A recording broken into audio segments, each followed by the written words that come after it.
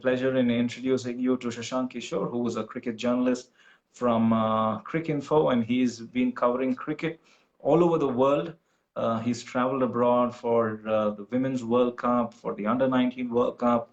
He's been a part of the IPL. He's been a part of the Ranji cricket, and he regularly interviews upcoming cricketers, not just the established ones, but also those who have just started making inroads in domestic cricket.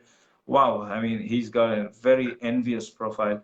But Shashank is an engineer by education. Shashank, how did you make this switch from being an engineer to a cricket journalist?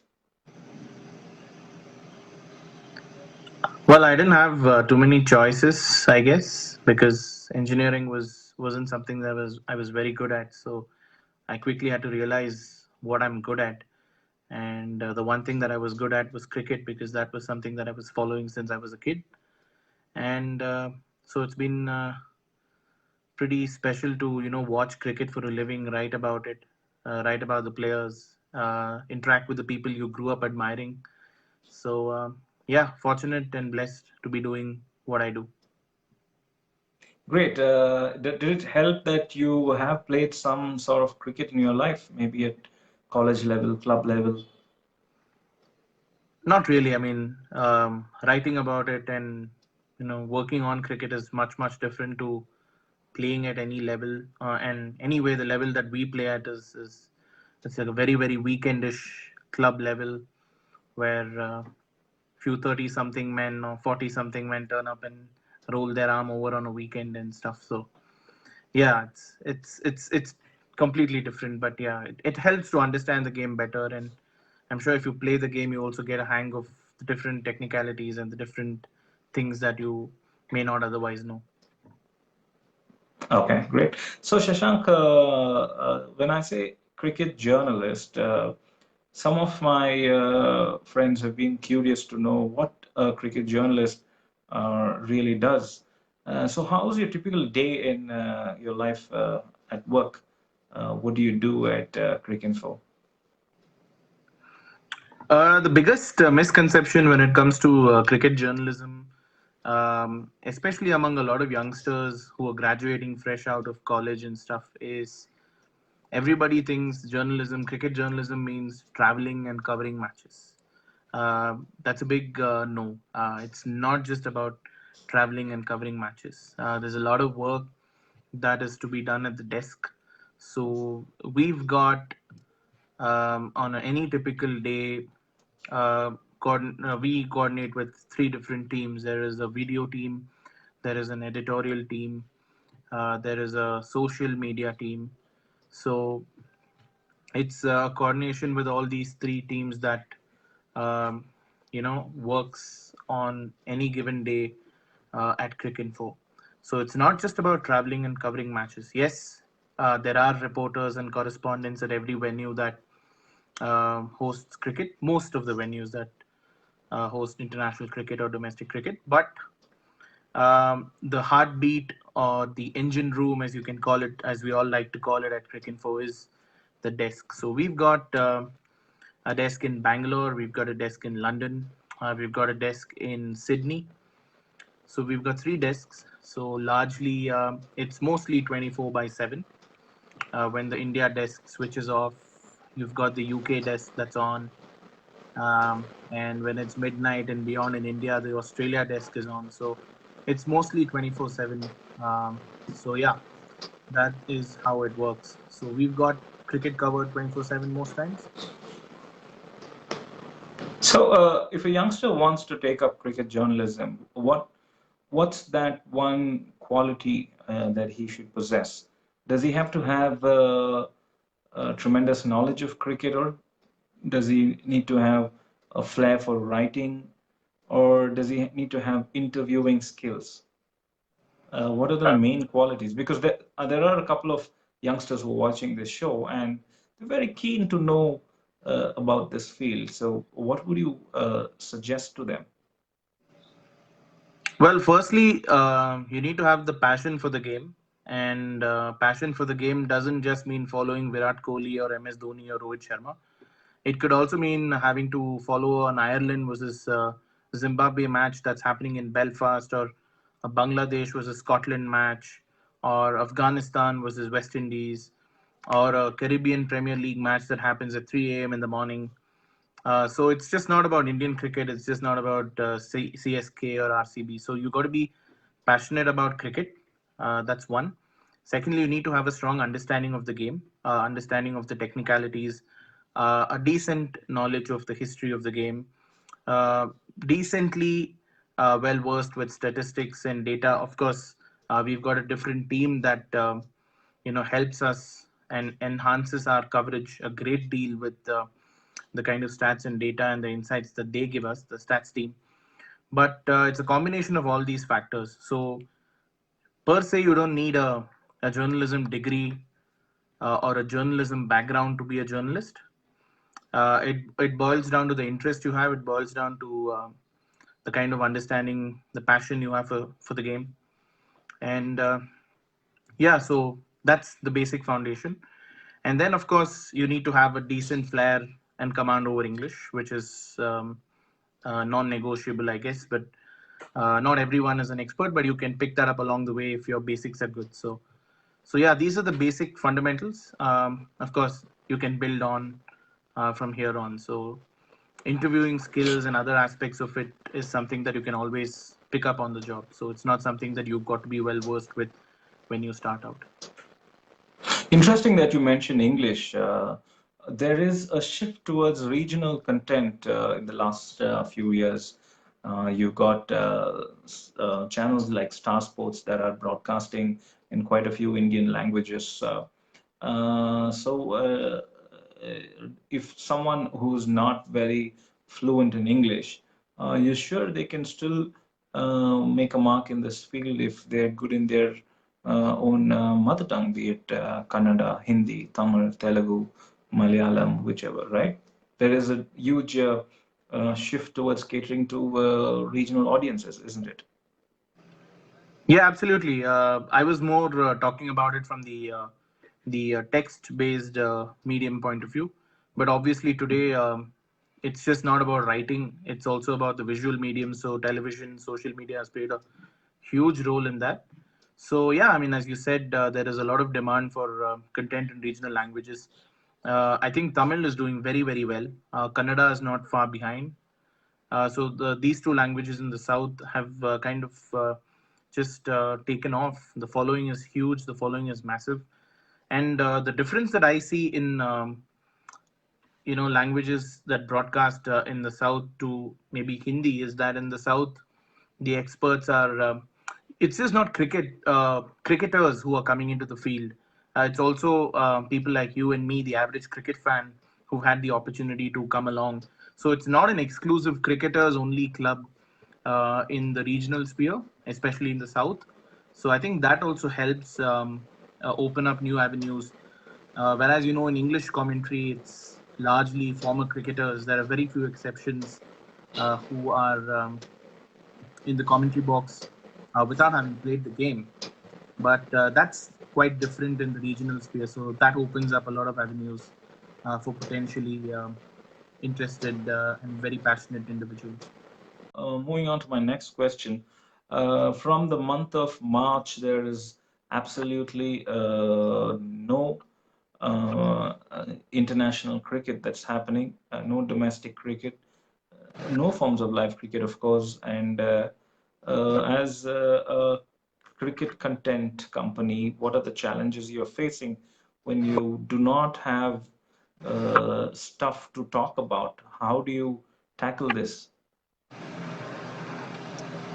I think this time has given us a lot of time to look at different ways of telling a story, different way of packaging content, a lot of time to dig up old games, old tournaments, statistics, analysis on players, current and former players.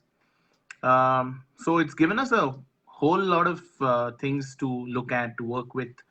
So for the first few weeks in lockdown, we did something called as a retro live. So the retro live is essentially an opportunity to um, we covered games, famous games from the past, in our typical ball by ball commentary coverage on Cricinfo, to give the fans the experience of making it interactive.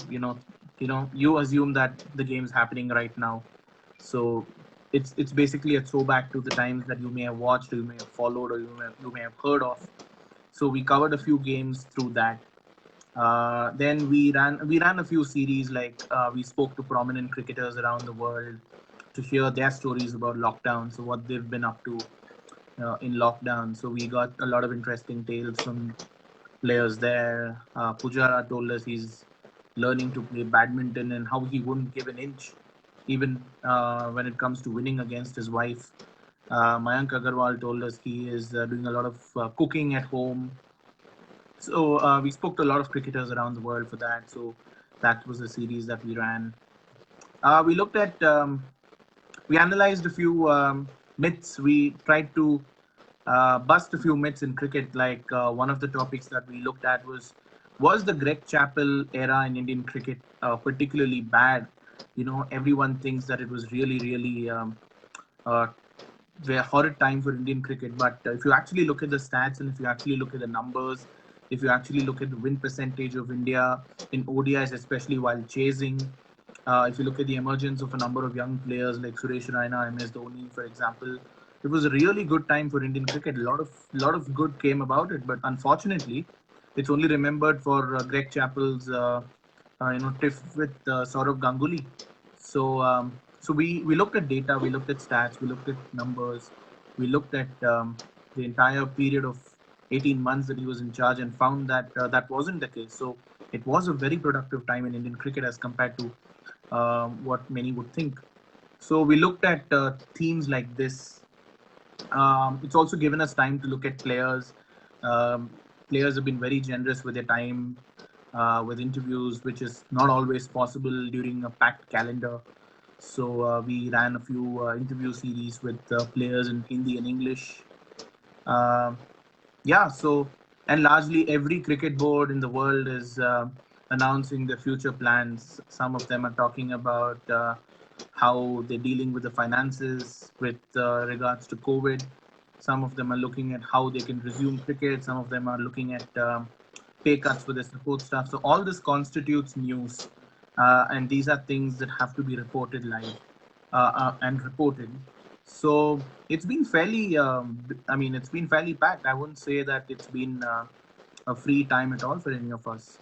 And it's given us a lot of time to work on stories, build on ideas, execute them. So it's been a fairly busy time, but an enjoyable time as well. Sometimes during a live cricket season, you don't have so much time to plan and execute ideas. But I think this period has actually given you that time to look at different ways of packaging content, look at different ways of telling a good story, which the viewer is interested in. Cool, great. So before I move to my next question, there's a question from Shresh Shah, who has a rather interesting question and puts you in a spot of bother maybe. Uh, which would you rather cover, an international women's cricket game or an Indian domestic cricket game, men's, I'm assuming, cricket match? What's more interesting for you to cover? Well, Surely the women's cricket, right? I've enjoyed covering both. I've been very fortunate to have had the opportunity to cover both forms of the game. Um, but I think domestic cricket is where generally my heart is. So I would probably, if I have to pick between the two, I would say domestic cricket, purely because in a Ranji Trophy game, the access that you have with the players and the teams is far different to what you would probably have at an international game or an IPL or a women's game. So yeah, it's purely from an access point of view. You can, at the end of the day's play, you can sit with a player. You can talk to him about his career. You can talk to him about the story that you want to execute. You can talk to him about um, different things, like say which you may not always get in an IPL, because in an IPL the team plays from 8 p.m. The games end at 11 a.m. Then there's a post-match press conference the next day. Obviously, because they're all back to the hotel at 2 a.m. in the morning. They're generally up by 10 or 11. Probably some teams have an evening flight out. They go to the next city. The next morning they train. They play a game. So it's very difficult in that kind of a situation to get enough time to speak to players, because they also have commercial commitments with sponsors outside of their training and matches. So yeah, so during the IPL or during an international series, it's very hard. But during a domestic game or during a domestic season, that the access to players is that much more. So you probably have a good chance of having a good sit down with a player, talk to him for a good 30-40 minutes or 1 hour maybe. And yeah, so it gives you a nice little space to plan out your stories. And domestic cricket is generally where the players, you spot players or you see players who first do well there and then they progress to the India A and you know and the other higher forms of cricket. So yeah, domestic cricket hands down if I had to pick between the two. But women's cricket was also great fun. I used to do a lot of it from 2012 to 2017-18. And that's got its own set of following now, and it's great to see women's cricket take off as well. So yeah, women's cricket, domestic cricket, great fun. But if I had to pick between the two, it's domestic cricket for sure. Next question comes in from Deepak. He says, "Why do they use red cork ball?" I'm sure he meant leather ball in Test matches, because they never use any cork ball anywhere except our gully cricket when we started playing cricket. So why do they use red cricket balls? Probably it's just to They use uh, pink balls too now with the day-night tests coming in, so it's not day restricted nights. to just Yeah. red. They use pink ball. Pink ball cricket is, everyone thinks, is the way forward. So we'll have to wait and see how that goes. So it's just not red now these But days. why a red ball and not a white ball? Probably because it just has to be a contrasting color to the color of their clothes, right? Well, Easier to spot probably for a batsman. well, they say Test cricket is the purest form of cricket, and it started with players in whites and with a red ball, and that's come to be the norm. So you don't want to change that going forward. So, and also the fact that the red ball swings a lot more probably, and you know doesn't go out of shape that much faster. So possibly a combination of all these things, I guess. Right. Also, Shashank, I was just thinking about one particular conundrum that you may have when you're reporting about cricketers. Sometimes some cricketer may not take it in the right spirit if you've written something about him. And have you faced any such situation where any player has taken an objection to what you have written, and how have you dealt with such a situation? Yeah, there have been a few times. It's not always in your control to you know you may get a barrage of text messages from a player saying you didn't write this fairly, or you should have written it this way or that way. But at the end of the day, uh, it's simple. You're just watching the game, and if you're just writing what you watch, then you're on the safe side. And you're in the clear. There's no right or wrong. Someone can feel wronged, but at the end of the day, you got to be objective. You got to see the game from a neutral perspective. So your job is to ensure that you're not increasingly biased or not very critical about a player. Understanding that nobody is out there to fail. No one wants to do badly. Everybody wants to win. Everyone wants to do well for the team. So yeah, if you understand these dynamics, and if you understand these finer points and then write, then I think you are in the clear. But yes, of course, sometimes a lot of cricketers say that they don't read or see what's written about them on social media. But I can safely tell you that that is definitely not the case. As much as players these days claim they're isolated and they're in a bubble and they don't read or they don't hear what's said or written about them, they in fact know just what anyone has written about them. Sometimes they reach out, sometimes directly, sometimes indirectly. Sometimes someone may look at you at a press conference or after a press conference and say, "Oh, hey, look, I know what you did or what you wrote." But these are things that you take it in your stride.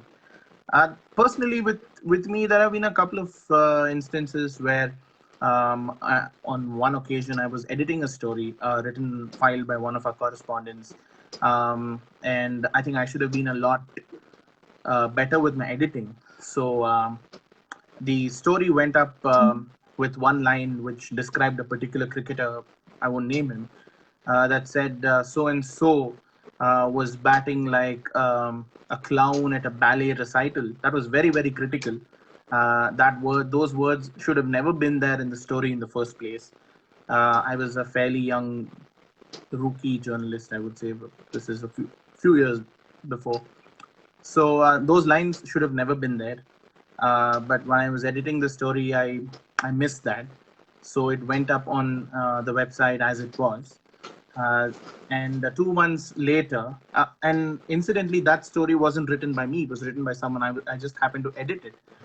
But this cricketer read that story. 2 months later, I was to interview him. And then he sent me a screenshot on my phone saying that, hey, I'm very upset that this was written about me in this manner on the website. So I don't see it appropriate for me to give you an interview. So there have been times where players have rightly objected to things written about them. There have been times where players have not taken things the way it should be, because they should understand at the end of the day that we have a job to do as well. And we are not cheerleaders. We are there to look at a passage of play or look at a day's play and write about it objectively. So recently, a colleague had written a story on Ravi Shastri. So the headline was on the lines of whatever happened to Ravi Shastri 1.0. That was the headline of the article. And the gist of the article was essentially Ravi Shastri in his days as a player was a feisty character. He always spoke up for what is right. He always stood up for his teammates. He stood up against even the establishment if required. He fought for his players. But today, when faced with a lot of issues surrounding Indian cricket, is Ravi Shastri standing up and speaking enough for the players against the BCCI? That was essentially the gist of the story. And I think Ravi Shastri actually happened to read that story, and then I think it was his birthday, and Cricinfo tweeted a photo of Ravi Shastri saying, "Wishing you all the best," and blah blah. I can't remember the exact details, and Ravi Shastri cheekily replied saying Ravi Shastri 3.0 coming or something like that. So it was a clear cheeky dig at us in a way. The character that he is, I guess it was meant to just be taken that way.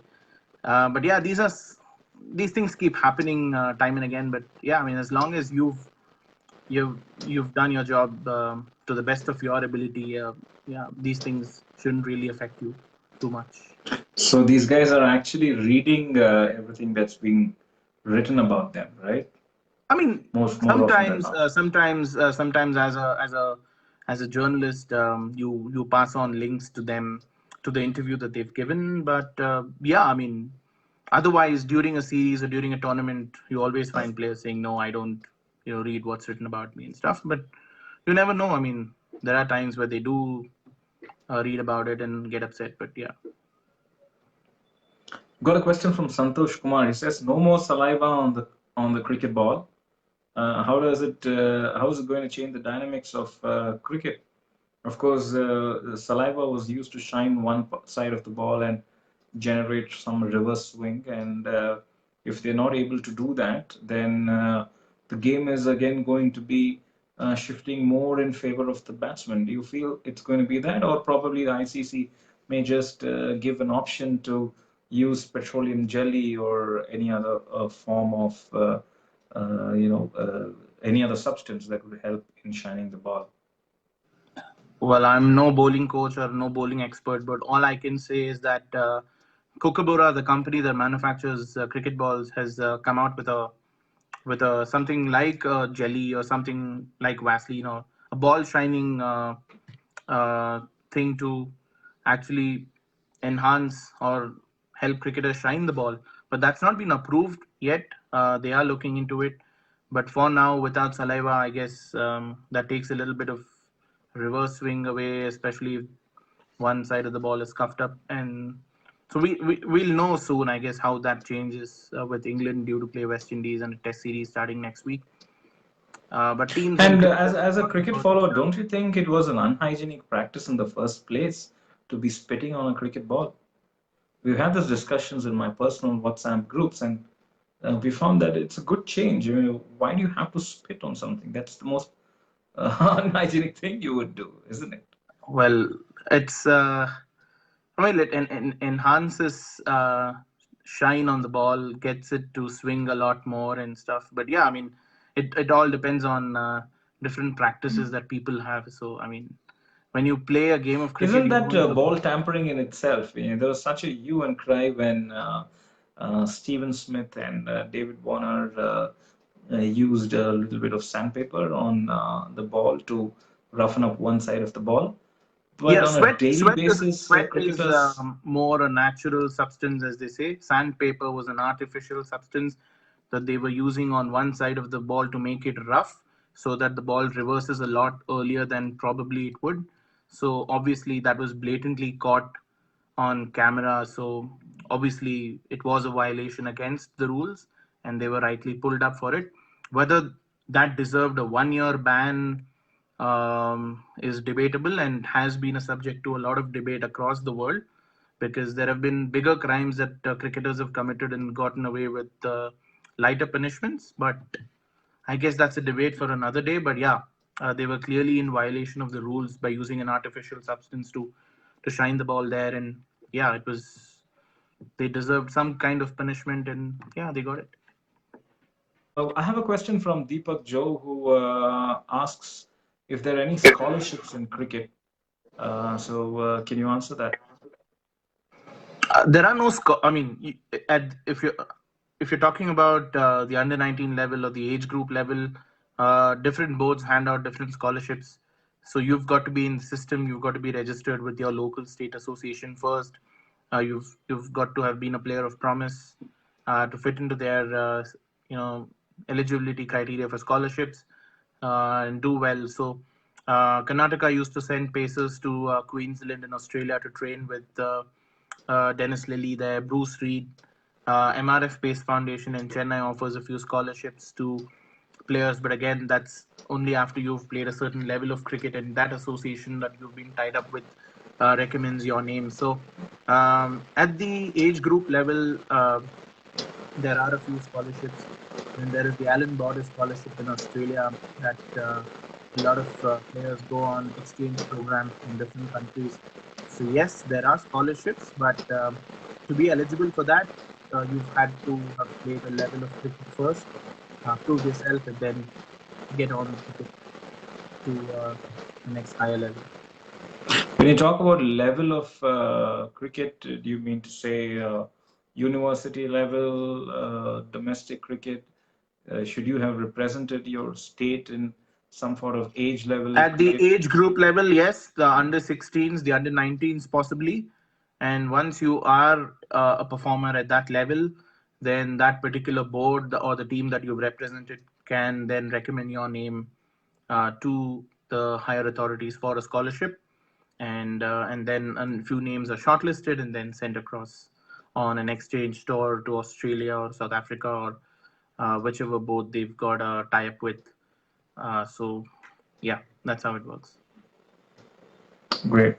So, if a youngster wants to be a cricket journalist, we've already discussed this, in the beginning of the show, when I asked you about what kind of qualities or interests a person should have. Are there any formal courses or education that they can gain to enter this field? Of course, there are courses in mass communication and journalism, which we all know about, but in India, are there anything specific to cricket? No, there isn't. No, there is no eligibility criteria, as I said earlier. It's just simple. You've got to be uh, passionate about the game. You got to be having a sound understanding of the game. Decent with your numbers, decent with your history, decent with your general knowledge. Know all these things. I won't say in and out, but yeah, just know it to a decent level. Have a good flair and command over English.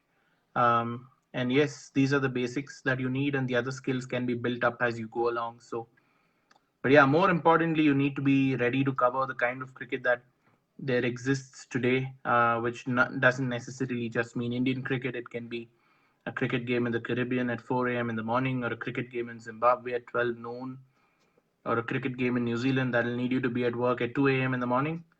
So it's just about covering cricket from across the world and not just watching the likes of Kohli or Dhoni or Rohit Sharma bat and write about it. Right. Are there any other points that you would like to add on this show? We're about 45 Yeah, minutes into the show, and I wanted to ask you. You've had the opportunity of working with a few of the players during your time with Royal Challengers Bangalore. You were the official podcaster for a season. So, tell us about your experiences. How did you kind of, approach like say a Virat Kohli, obviously a much younger Virat Kohli, and some of the other legends of the game, Anil Kumble and Rahul Dravid, maybe. So, tell us about your experience of interviewing them. initially, to be honest, I was very starstruck to be traveling in the same flight as the cricketers, staying in the same hotel as the cricketers, and traveling in the team bus. It was an extraordinary feeling, especially because you're wearing the team jersey and sitting in the team bus, and people outside are just waving at you with all the adulation and love. They think you're a part of the team, and quite a few of them mistook me for off spinner Romesh Pawar. But the legends of the game, Anil Kumble, Rahul Dravid, were very, very humble guys and very approachable. Especially Anil Kumble, he made you feel so comfortable. He was.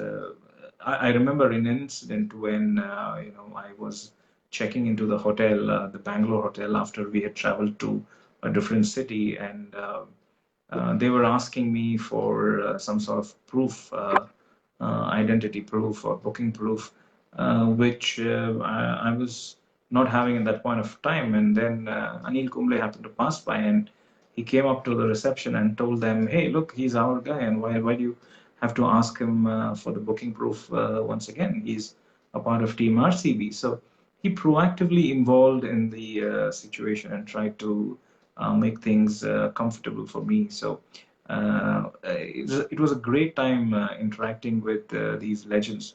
The younger ones, though, to be honest, were a bit pricey.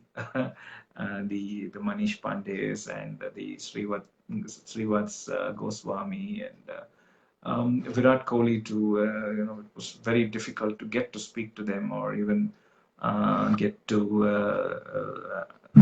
look face to face and share a smile. So yeah, the interactions I had with the senior guys were very nice. Jack Callis, very calm and composed personality, very nice chap to talk to. Dale Steyn, and even Sachin Tendulkar for that matter. When we were waiting in the lobby of the Gardenia Hotel in Bangalore, and the Mumbai Indians team was walking in, and I was just hanging around there, and Sachin happened to see me face to face, and he voluntarily greeted me with a good morning or something, just because I was with the RCB jersey and in the lobby. No wonder they are such legends and such great guides. They are there for a reason, and that was very evident. So it's an experience like no other, and unfortunately, uh, that kind of contests and opportunities are don't exist anymore. But hopefully, they will be back sometime. You spoke about Srivat Goswami. So I had the opportunity to interview him during the Ranji Trophy final in March this year. So it was a good chat, a good hour-long chat with him, and he spoke very frankly about how the moment he came off that under 19 World Cup as a winner, and then the BCCI gave them I think a prize money of 30 or 40 lakh rupees, or I don't know how much exactly, and then RCB signed them up on a contract, and he spoke about how as a person coming from a middle class background, when you don't see that kind when you see that kind of money that you can never imagine. He admitted that he was a little off the rails a little bit at that time, and how it took him a while to actually realize that there is more to it than the glitz and the glamour and the money. So he came out of the under 19 World Cup and he bought his first car, and all the latest gadgets that he aspired for. And he admitted that it took him a good couple of years to actually realize that all the stardom that you receive as an under 19 World Cup winner vanishes quickly. And it's what you do from there that kind of defines you as a cricketer. So he was very honest about it, and he said, "Yes, I did get carried away along with a few other cricketers at that age, but again, at 30 now, I've kind of learned that there's no point beating yourself up over it, and it's the realization that's important." And now, 10 years on, he's had a decent first-class career with Bengal, and very good wicket keeper. Quite unlucky, you would say, because his era, as has the that of Dinesh Karthik and Parthiv Patel and a few others, coincided with Dhoni's. But he's had a decent career as a first-class cricketer. He's still playing first-class cricket, plays in the IPL, so he's done pretty well for himself. But yeah, so I was just reminded of that chat that I had with him, a very honest chat, which you guys can read on Cricinfo, and where he spoke about how these things kind of helped him become the person that he is today. Okay, we've got one last question to take before we wind up for the day. It's a very important question that's on our mind as well. Will the IPL happen this year? Do you think it's going to happen? There was some news in between that spoke about Sri Lanka offering to host the IPL because their COVID situation is not as bad as ours. But it's, the IPL is currently in cold storage and nobody is No. talking about it anymore. And do you think it's even a possibility that it could happen? Of course, for commercial reasons, they're going to try their level best. However, do you think it's practically possible to conduct the IPL this year? Well, as being a member of the fraternity, I would hope that the IPL happens sooner than later. But if I actually think about it, I kind of struggle to see how it can actually take place in India in the current environment that we've got, where the big cities are completely locked out, or the big cities have been reporting huge number of cases every single day. Delhi has got its own set of problems. Bombay, as you know, has been locked down. Bangalore, the cases have been going up. Almost all the Chennai. big cities are completely ravaged, and no, there's no way that they can think about It's that, going to right? be hard. It's going to be hard because you want to create a biosecure bubble, as they say, where you cordon off or you restrict that particular number to say 500. I'm accounting for about 30 members from every team. That's about 240 there, and then you've got the broadcasters, the commentators, and all the other people, the Support managers, the staff. support staff. So you're looking at a number of 500. So you essentially these 500 have to be in a biosecure bubble. I don't see how that's going to be possible in just one particular city, or and if there's any city where you could possibly make that happen, it's Bombay, because they've got three international venues. They've got the DY Patil, they've got the Wankhede Stadium, they've got the Brabourne Stadium, and 200 kilometers away on the highway to Pune, there is another stadium. So you've got four stadiums in a short radius where you can potentially host games, and there are enough hotels in the vicinity. So probably two teams can be tied to one particular venue or something like that, and you can um, mix and match and restrict it to that region. But that region's been very badly affected now. So Um, I don't know. It's going to be a huge challenge, but we're hoping that the IPL does take place at some stage this year. As journalists or as someone in the field, there have been a lot of days where you kind of get saturated with the kind of cricket that there is. You may be covering a Bangladesh Premier League match one day, the next day you'll be doing a Caribbean Premier League match. The third day, there's possibly a test match between two teams. So there's so much cricket. There was so much cricket that you wouldn't have been, mistaken to have woken up to realize what game's on that day. But now, with everything coming to a standstill, a lot of people have got that longing for cricket again. It's like probably in the pre 2008 era where every team had a particular set of 2 or 3 months in a year that was off season. So it's this kind of forced break is kind of brought the longing back for cricket, the craze for cricket back. So hopefully the fans and everyone connected with the game will see an IPL here. But in India, it looks very challenging. So probably looking at maybe having a part of the IPL shifted out, or probably having a IPL that's shorter in terms of the number of matches that you play, and also the time period of which you can host it. So a lot of challenges. Hopefully, the BCCI and the Indian government will do something about it, and we will have some form of cricket this year. Right, Shashank. We've come to the end of the show, and I'd like to thank you once again for firstly agreeing to be a part of the show, cooperating with the technical glitches, and finally sharing so much of your knowledge and inputs. I'm sure the ones who logged in have really liked what you had to share. Quick thank you to all of you who've joined us. From those whom I can see on my screen, there's Prashant, Karthik, Deepak, there is Dr. Venkat Subbarao, Sanjay, Jeffrey, and Dr. Nagaveni, who is a superstar doctor herself. Hopefully, I can have her on the show sometime soon. And in my next show, I'm hopefully going to have a very interesting discussion on diabetes and lifestyle management. Diabetes is like a household name in India now. So that's going to be a pretty informative session. I've got an expert in the field coming in next week, hopefully.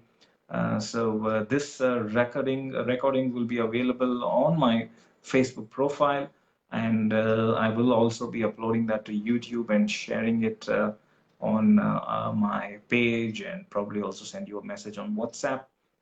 So if you guys tune in late, if you didn't have that kind of time, you could always watch the YouTube video. So nothing to worry in case you haven't tuned in. That's about it for now. Once again, Shashank, good luck on your cricket journalism career. And guys, you can catch him, catch all his articles probably on his Facebook profile. He's known as Shashank Kishore on Facebook. He's also on Twitter and Instagram, and he's just all over the place. So you can just catch his Trying to get content off everywhere. a few of these mediums, but it's easier said than done. Yeah, right. Great. Then have a great evening, Shashank. Thank you, and see you Thank you soon. so much, Sandeep. Lovely talking to you. My pleasure. Bye, guys. Thank you for your patronage. Good night, and have a great week ahead. See ya.